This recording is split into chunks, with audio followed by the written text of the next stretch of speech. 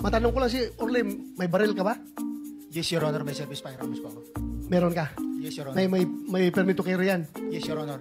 Very good. So you can defend yourself pag merong interesado sa buhay mo? Yes, Your Honor. At hindi ko na kailangan yung witness protection, Your Honor. Kaya ko ang sarili ko. Oh, yan ang Marines. Yan ang Marines. Paano yung meron kami rito motion sana na koberan ka ng protective custody ng Senate. Baka makatulong sa'yo. Okay lang ba o ayaw mo rin yun? Ayaw ko rin, Your Honor. At ayaw ko nang maka-istorbo pa ng iba, Wow! Your Honor. Marines! Talagang Marines! kaya mong proteksyonan na sarili mo. Yes, Your Honor.